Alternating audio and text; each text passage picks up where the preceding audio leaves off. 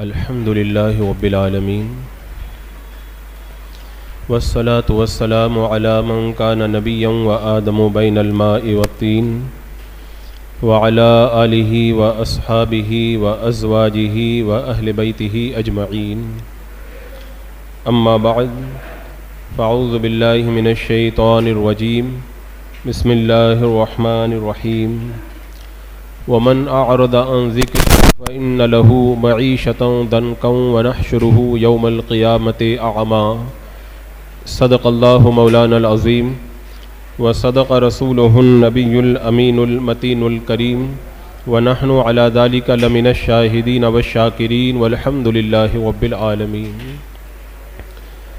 حصول برکت کے لیے انتہائی عقیدت و محبت کے ساتھ ہمارے اور ساری کائنات کے آقا و مولا حضور اکرم سید عالم جناب محمد الرسول اللہ صلی اللہ تعالیٰ علیہ وسلم کی پرنور بارگاہ میں درود و سلام کا ہدیہ پیش کر لیں۔ اللہم صلی علی سیدنا و شفیعنا و حبیبنا و مولانا محمد وبارک وسلم صلاۃ و سلام علیک یا رسول اللہ صلی اللہ تعالیٰ علیہ وسلم۔ چاہے رزق کی تنگی ہو یا بیماریوں کا سلسلہ ہو یا پھر کسی اور دنیا کی پریشانی میں بندہ مبتلا ہو، جب اس طرح کی پریشانیاں آتی ہیں تو کافروں کے لیے تو وہ عذاب ہوا کرتا ہے، لیکن نیک لوگوں کے لیے یہی پریشانیاں ان کے درجات کو بلند کرنے کا سبب بن جاتی ہیں، اور یہی پریشانیاں گنہگار مسلمانوں کے لیے ان کے لیے توفیق کا راستہ ہموار کیا کرتی ہیں۔ تو عزیزان مکرم، اللہ تبارک و تعالیٰ نے اس حقیقت کو قرآن پاک میں ایک جگہ اور بھی بیان فرمایا اور ارشاد فرمایا کہ اللہ تبارک و تعالیٰ بستیوں کو ہلاک نہیں کرتا الا واہلھا ظالمون، مگر جب بستیوں والے اللہ کی نافرمانی کرتے ہیں تب اللہ تبارک و تعالیٰ ان پر اپنے عذاب کو اتارا کرتا ہے۔ یہاں پہ میں ایک بڑی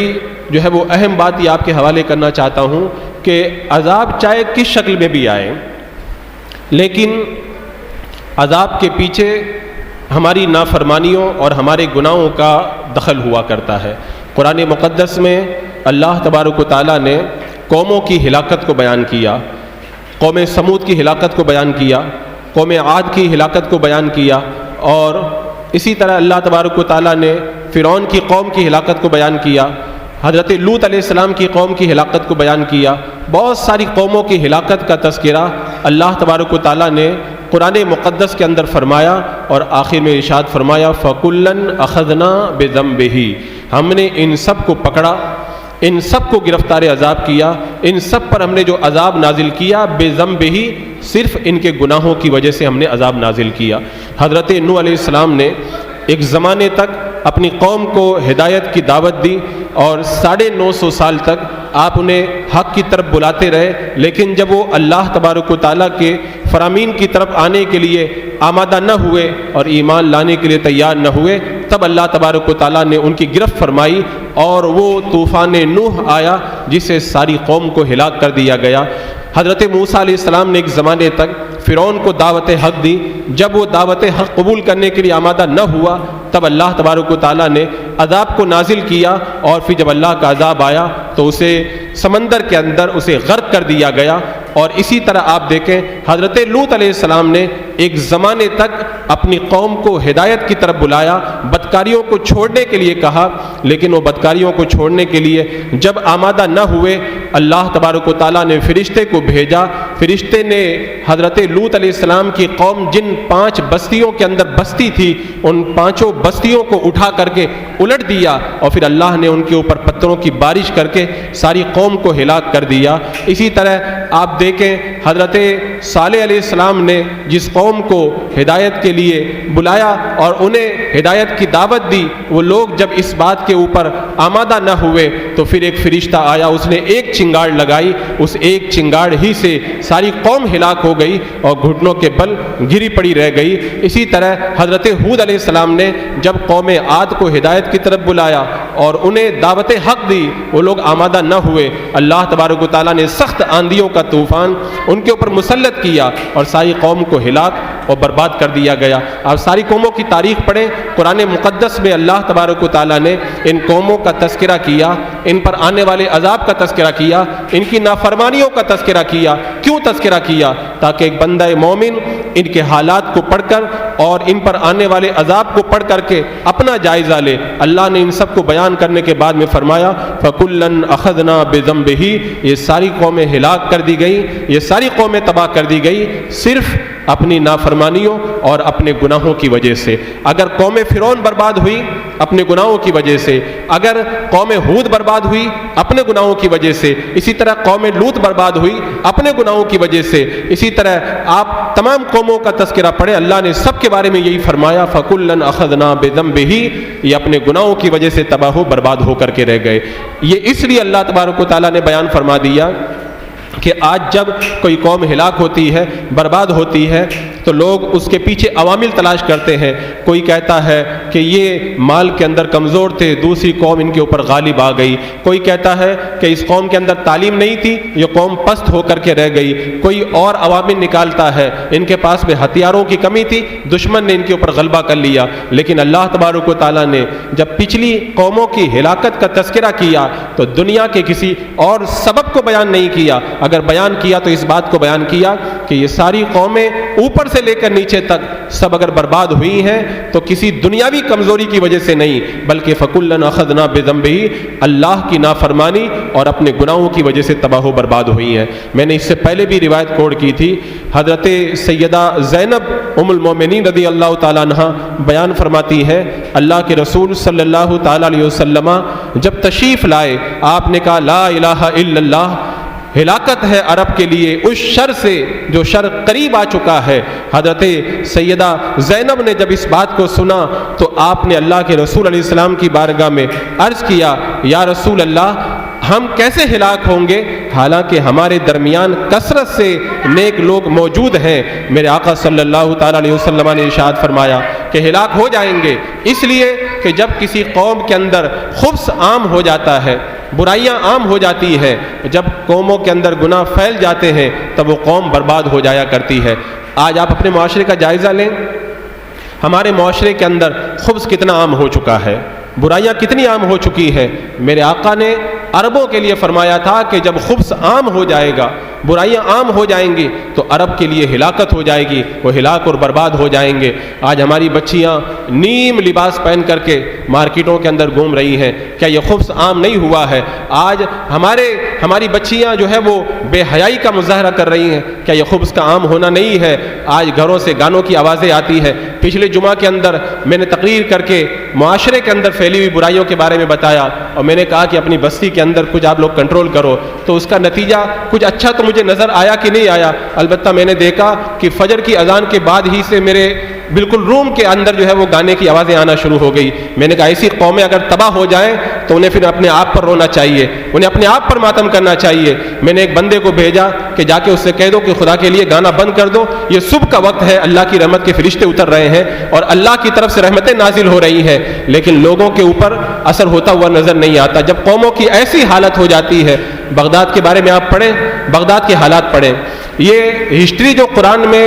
باقاعدہ اللہ تبارک و تعالیٰ نے نازل فرمائی، اس کا بڑا مقصد یہی ہے کہ قوموں کے حالات کو پڑھو اور پڑھ کے اپنے اندر تبدیلی لاؤ۔ بغداد کی سرزمین ہے، ایک دیوانہ بغداد کی سرزمین پر چیختا پھرتا تھا اے لوگوں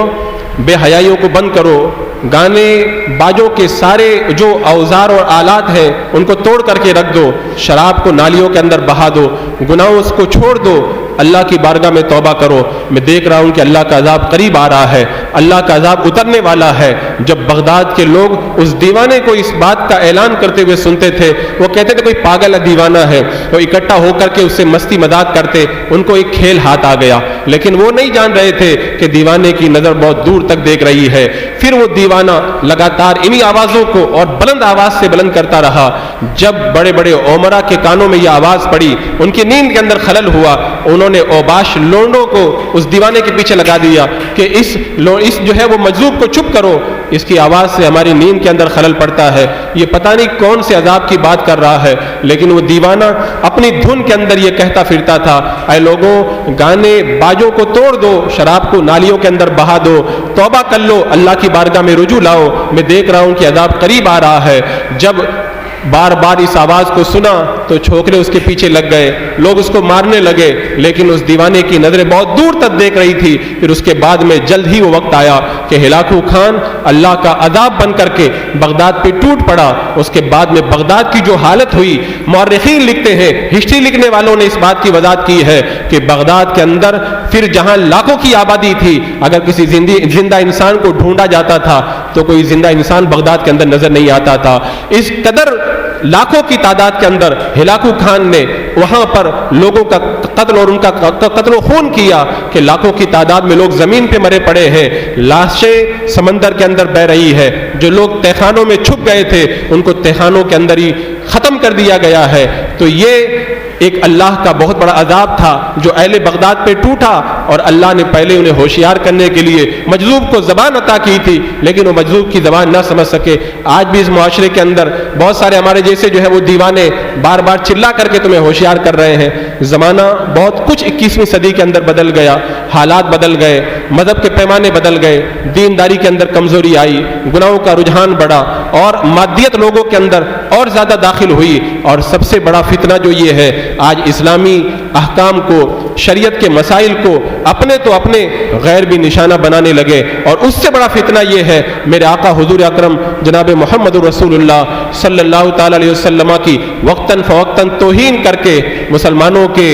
ایمانی ٹیمپریچر کو برابر ناپا جا رہا ہے۔ لیکن بڑا افسوس ہوتا ہے، نہ ہمارے اعمال کے اندر کوئی سدھار آ رہا ہے، نہ اسلامی شاعر کے اوپر ہونے والے حملوں کو روکنے کے لیے ہمارے اندر کوئی تبدیلی آ رہی ہے، اور نہ اللہ کے رسول علیہ السلام کی شان میں ہونے والی گستاخی کے اوپر ہمارے دلوں کے اندر کوئی جذبہ پیدا ہو رہا ہے قربانی دینے کا۔ جب قوموں کے ایسے حالات ہو جائیں تب پھر عذاب الہی کا انتظار کرنا چاہیے۔ آپ ایلا والوں کی تاریخ پڑھیں۔ ایلا وہ بستی ہے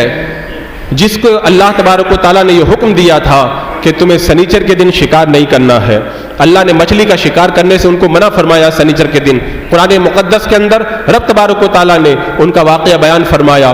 اب جب اللہ تعالیٰ نے ان کو سنیچر کے دن مچھلی کا شکار کرنے سے منع کیا تو انہوں نے بہانہ تلاش کیا۔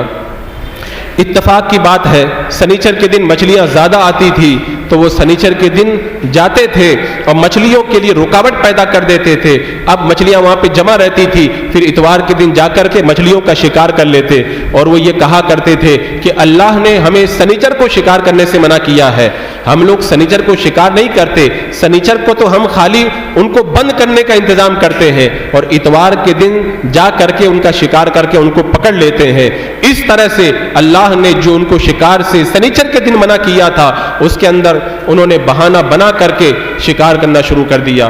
آپ جانتے ہیں اللہ تبارک و تعالیٰ نے ان کو کیا عذاب میں مبتلا کیا؟ مچھلی پکڑنا کتنا بڑا گناہ بن گیا۔ اللہ نے قرآن مقدس میں ارشاد فرمایا، کونوا قردۃ خاسئین، اللہ نے فرمایا سب دھتکارے ہوئے ذلیل اور رسوا ہو کر بندر بن جاؤ۔ اور پھر دوسرے دن لوگوں نے دیکھا سب وہ ہیلا بہانہ کر کے شکار کرنے والے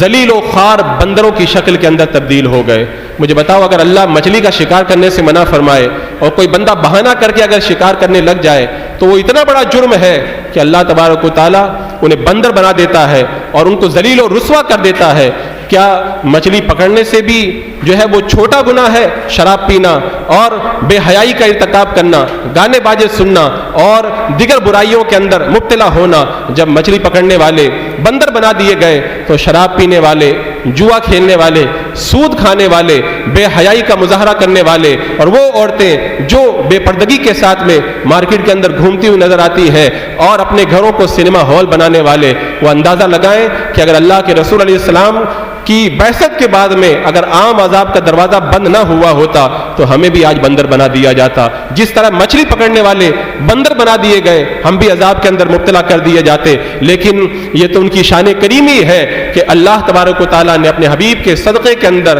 ہمیں اس طرح کے عذاب سے محفوظ فرمایا ہے۔ لیکن کم سے کم ایک مسلمان ہونے کے ناطے ہمیں یہ بات سوچنا تو ضرور چاہیے اور اس سے بڑے افسوس کی بات، ایک زمانہ تھا جب لوگوں کو دعوت حق دی جاتی تھی تو اگر 100 نہیں تو ان کے اندر سے 10 تو سدھر جایا کرتے تھے،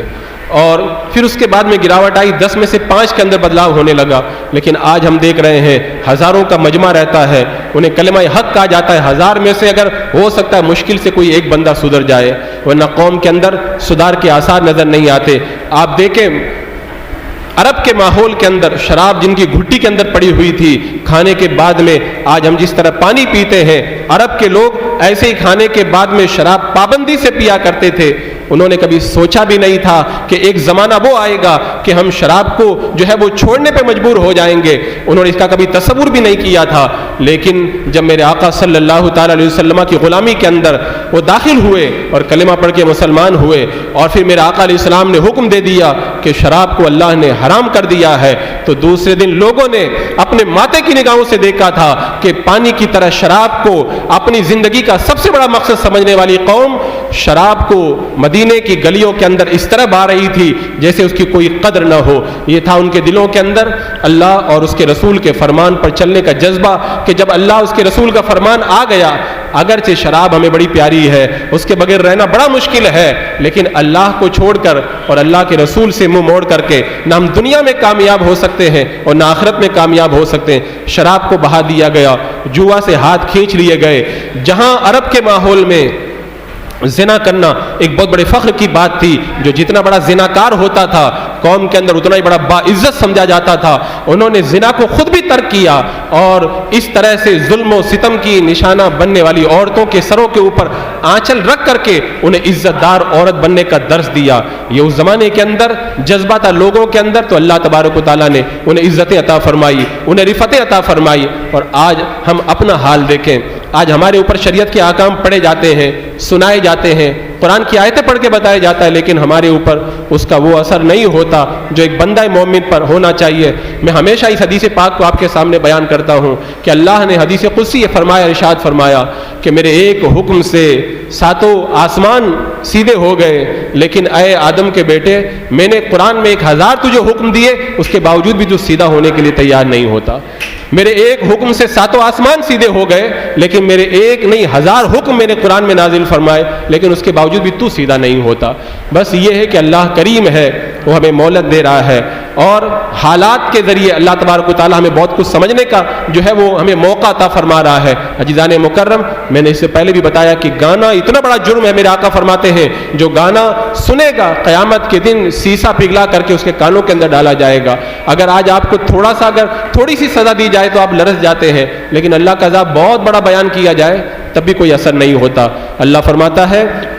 ان الذین یحبون ان تشیع الفاحشہ، جو مسلمانوں کے اندر بے حیائی پھیلانا چاہتے ہیں ان کے لیے دنیا میں بھی عذاب ہے اور آخرت میں بھی عذاب ہے. دنیا کے عذاب میں بھی ہم لوگ مبتلا ہیں. اگرچہ یہ عذاب کسی اور شکل کے اندر آیا ہے، کہیں ایسا نہ ہو کہ یہ عذاب کا سلسلہ بڑھ جائے اور زیادہ اللہ تبارک و تعالی ہماری گرفت کرے. اب ایسا موقع آ جائے تو کیا کرنا چاہیے؟ میرے سرکار غوث العظم شیخ عبد القادر جیلانی پیران پیر نے بڑی پیاری بات ارشاد فرمائی. ایسے حالات کے اندر اگر تم اللہ کو راضی کر دو تو سب سے اچھا ہے، اور اللہ کو راضی کرنے کا طریقہ یہی ہے. فرمایا تم مسجدوں کو لازم پکڑ لو اور میرے آقا پہ کثرت سے درود و سلام پڑھو. یعنی کہنے کا مقصد یہ تھا کہ مسجدوں کو جب تم لازم پکڑو گے تو برائیوں کو بھی چھوڑ دو گے، بے حیائیوں کو بھی چھوڑ دے، اور جب نبی پہ درود کثرت سے پڑھو گے تو اللہ کے رسول کی عظمتوں کے اوپر اگر کوئی انگلی اٹھائے گا تو اس کے خلاف مر مٹنے کا جذبہ بھی تمہارے دل کے اندر پیدا ہوگا. اور یہ بالکل زندہ حقیقت ہے. آپ حضرت یونس علیہ السلام کی قوم کی تاریخ پڑھیں، قرآن مقدس میں اللہ نے بیان فرمایا حضرت یونس علیہ السلام نے جب لوگوں کو دعوت حق دی، لوگ آمادہ نہ ہوئے، بہت سمجھایا، جب کسی طرح ماننے کے لیے تیار نہ ہوئے، پھر اللہ کا عذاب آنے لگا. عذاب کی نشانیاں آئی، عذاب کی علامتیں آسمان میں نظر آنے لگی. قوم سمجھ گئی کہ اب عذاب کا وقت آ گیا ہے. حضرت یونس علیہ السلام کی بارگاہ میں آئے، توبہ کی اور ایمان کی طرف بڑھے، اور انہوں نے اللہ کی نافرمانی سے رجوع کر کے اللہ کی بارگاہ کے اندر وہ لوگ رجوع لائے. جب اس طرح کا انہوں نے کردار ادا کیا، اللہ نے عذاب کے بادلوں کو ان سے دور فرما دیا. جب حضرت یونس علیہ السلام کی قوم عذاب کی نشانیوں کو دیکھ کر توبہ کر لے، اللہ تعالیٰ ان پر عذاب ان سے دور کر کے ان پر اپنی رحمتیں اتار دیتا ہے۔ تو یہ تو محبوب کی امت ہے، اگر یہ محبوب کی امت اگر توبہ کر لے تو اللہ تبارک و تعالیٰ ان پر کتنی رحمتیں اتارے گا، اس کا اندازہ ہم اور آپ نہیں لگا سکتے۔ حضرت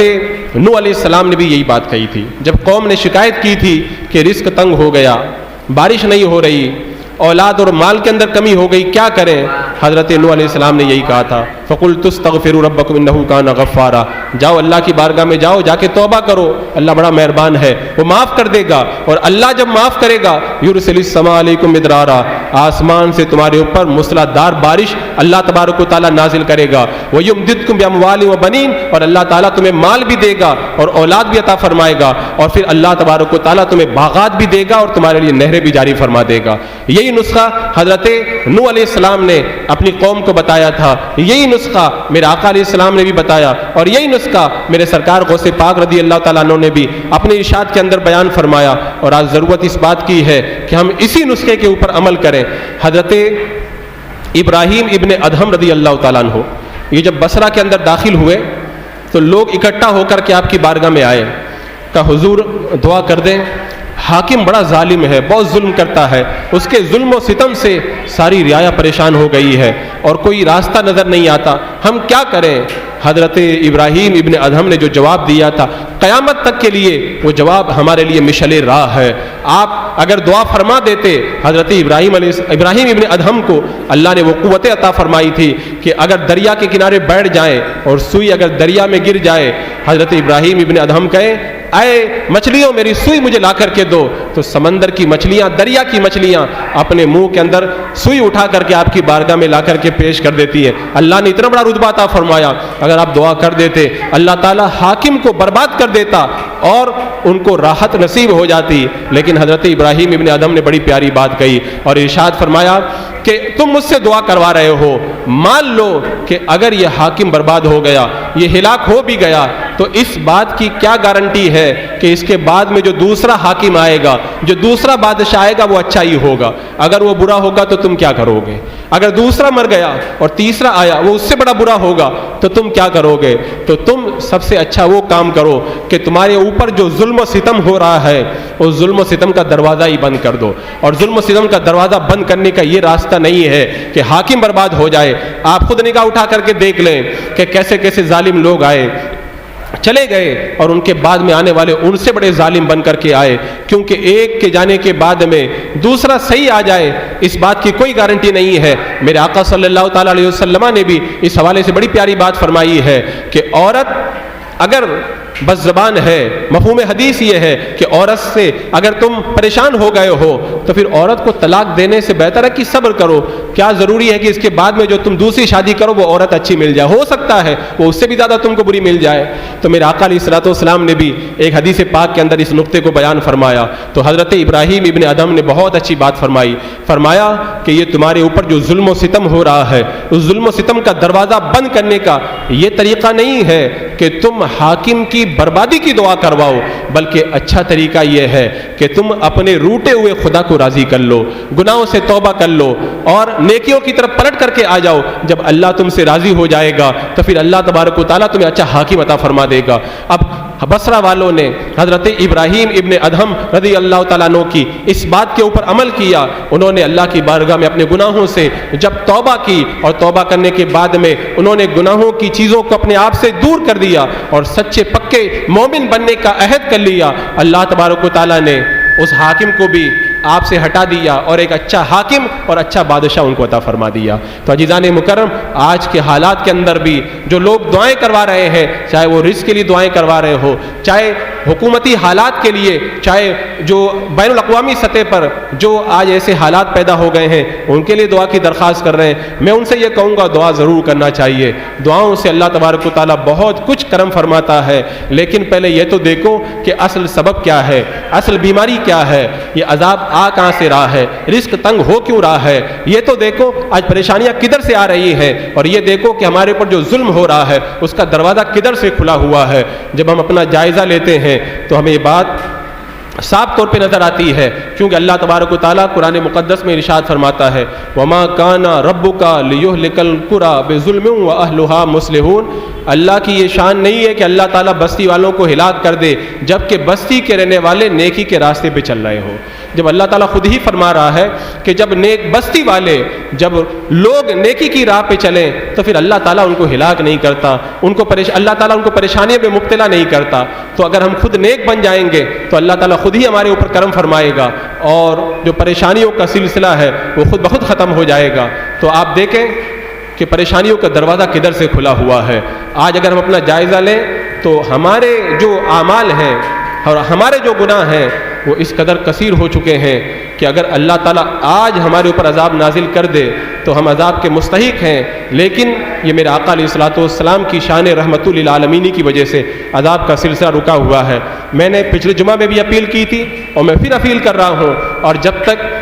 میں رہوں گا انشاءاللہ بار بار اس چیز کی تاکید کرتا رہوں گا۔ کہنا میرا کام ہے، نہ مانو یا مانو یہ تمہاری مرضی ہے، اگر مانو گے تو اس کے اندر تمہارا بھلا ہے اور نہ مانو گے تو پھر عذاب الہی اللہ نے قرآن پاک میں بیان فرما دیا کہ بے حیائی پھیلنے کا ارادہ کرو گے اگر زمین میں تو لہم عذاب علیم فی الدنیا، ان کے لیے دنیا میں بھی دردناک عذاب ہے اور آخرت میں بھی ان کے لیے دردناک عذاب ہے۔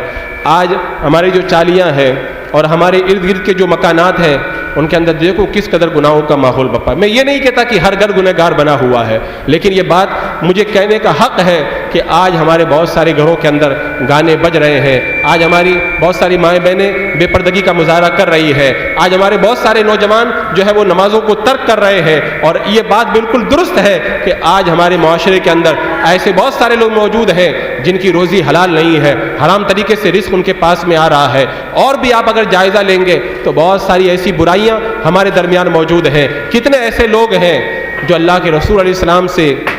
محبت کا دعویٰ کرتے ہیں لیکن سنت رسول ان کے چہرے پر نہیں ہے اور اپنے چہرے کو یہود و نصارہ کی طرح بنائے ہوئے ہیں۔ آپ ان گناہوں سے توبہ کرو اور میری بات کو سمجھنے کی کوشش کرو، اور آج وقت ہے سمجھنے کا، اس کے بعد میں جو وقت ختم ہو جائے گا اور نامہ اعمال لپیٹ دیا جائے گا اور اس کے بعد میں پھر کہو گے لعلی اعمل صالحا فیما ترکت کلا، کہ اے اللہ ہمیں دوبارہ دنیا میں بھیج دے، ہم نیک بن کر کے پھر آتے ہیں، تو پھر انہا کلمۃ هو قائلها، یہ بندہ جب یہ بات کہے گا اس سے یہی کہا جائے گا کہ دوبارہ دنیا میں پلٹنے کا راستہ بند ہو چکا ہے۔ قدرت کا یہ دستور ہے جو دنیا چھوڑ کے ایک بار آ جاتا ہے اسے دوبارہ دنیا کے اندر نہیں بھیجا جاتا ہے۔ لہذا جو موجود ہیں وہ خود میری بات کو سمجھیں اور اس پہ غور کریں، اور جو موجود نہیں ہیں ان کو یہ بات بتائیں۔ ہر شخص کوشش کرے، اور میں تو یہ کہتا ہوں کہ اگر گھر میں رہنے والا جو ذمہ دار ہے، گھر کا جو مکھیا ہے، اگر وہ یہ ٹھان لے کہ میرے گھر کے اندر نیکیوں کا ماحول میں بناؤں گا، تو پھر اگر گھر میں 10 لوگ ہیں، اگر 10 نہیں تو 5 کو تو نیک بنا کر کے چھوڑے گا۔ ہر آدمی اپنا گھر سنبھالے، ہر ذمہ دار اپنے ماتحتوں کو سنبھالے، ہر علاقے کا رہنے والا اپنے جو ہے وہ ملنے جلنے والوں کو کور کرے، تو انشاءاللہ نیکیوں کا ماحول بنے گا۔ تو جو پریشانیاں ہیں اللہ تعالیٰ ان ساری پریشانیوں کو دور فرما دے گا، اس لیے کہ جب میں کہتا ہوں الہی میرا احوال دیکھ، حکم ہوتا ہے بندے پہلے اپنا نامہ اعمال دیکھ۔ ہم اپنا نامہ اعمال جب دیکھیں گے تو پھر اللہ تعالیٰ ہماری حالتوں کو بھی درست فرما دے گا۔ اللہ رب قدیر ہمیں حق بات کی طرف پلٹنے کی توفیق عطا فرمائے، اور حق بات کو سن کر کے اسے ایک کان سے سن کر دوسرے کان سے نکالنے کے بجائے اس پر خوب جم کر کے عمل کرنے کی توفیق عطا فرمائے۔